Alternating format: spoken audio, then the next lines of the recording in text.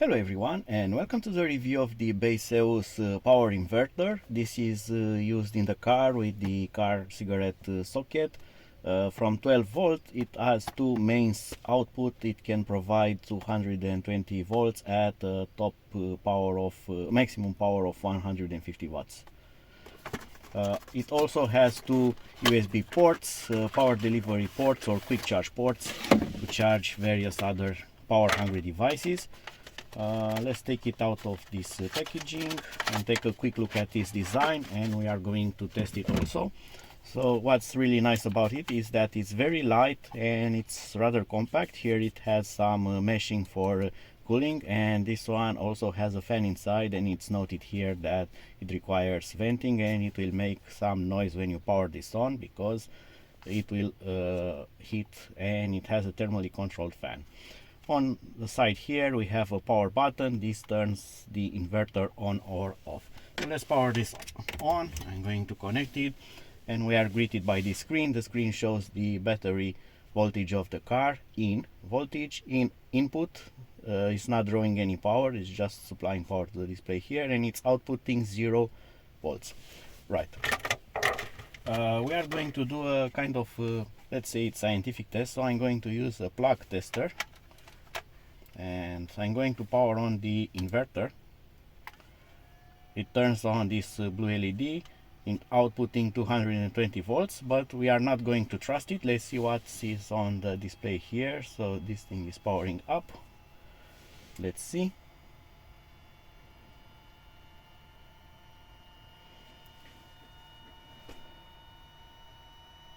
So it's 214 watts, 15 volts, something like that. So I'm going to change to amps, and this is power in watts. Right. So I have here with me a gaming notebook that has a big brick.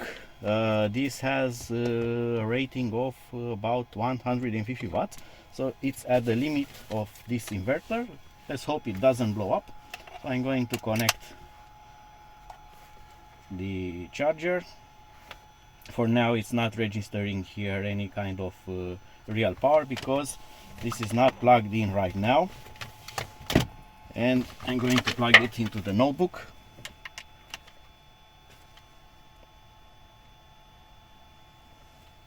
And the notebook has started charging, and let's see what happens now. So I'm drawing 136 watts of power, so I'm almost at the top power of this, and it shows me the input amps here.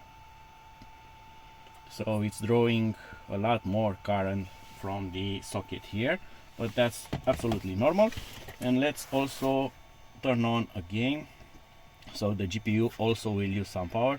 Well, I'm not going to play right now, but this makes the GPU generate some graphics in the background. And look at that, I'm actually pulling 200 watts of power, 210 watts of power. So the power brick actually has more than 150 watts, and I'm pulling over 10 amps from the socket there. The socket, it's rated to 10 amps, so it's at the limit. The idea is that this is sold for 150 watts, but it outputs a real 200 watts of power. And I'm curious for one more thing now. I'm going to also test the waveform of the inverter, so let's check it now. I brought my tester here. I'm going to go into oscilloscope mode, just like that.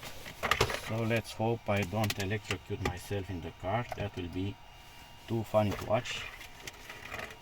Right, so of course this is not a sine wave, but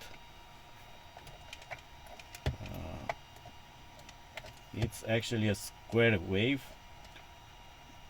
It's like SpongeBob pants. If this will also sit there, it will be perfect. So let me scale this for you. I hope that you can see that on the camera. There we go. perfect square wave. That's just fine. They don't claim to be a sine wave inverter.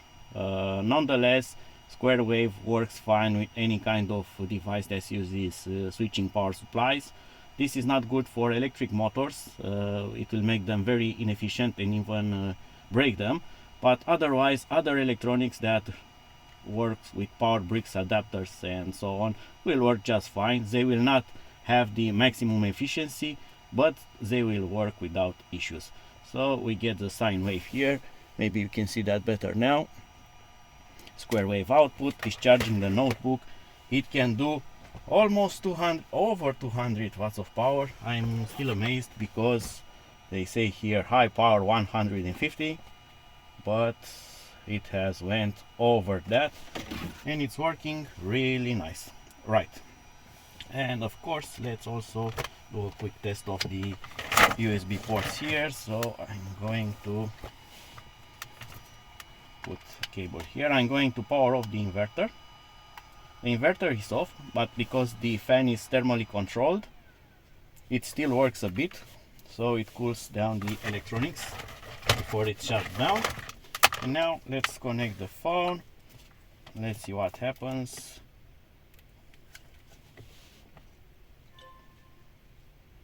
It's doing quick charge, so that's really nice. So it gets power delivery, quick charge, or whatever charging protocol your device supports. Of course, the red plug is the same with the PD. I don't know the maximum output of the USB in watts. We have it split on different voltages, so it says something like on USB output we have from 4.5 volts 5 amps, 5 volts 4.5 and so on, up to 12 volts 2.5 amps. And the other type, the USB type C, has 5, 9 and 12 volts, and it ranges from 3 amps to 2.5 amps. So you can do the math, you can multiply them and get the maximum power of the USB. But if this also has more output on the USB, that should be really interesting, because for the price of this device, which is actually very cheap, it performs really nice. And I like the voltage display because you know the battery voltage, so you don't risk on killing your battery of your car and not be able to start it. As a downside, I must mention the short cable. Although you might plug your adapter into the outlets or USB cables and put the device with a very long cable where you need it, with this short cable it's complicated, because you might not have any place where to put this installed in your car while you are traveling, and it's going to rattle around, or it will just be something like dangling from the wires, which is not okay. So this cable would have been a lot more nice to be a bit more longer. So that was it. Until my next video, see you and bye bye.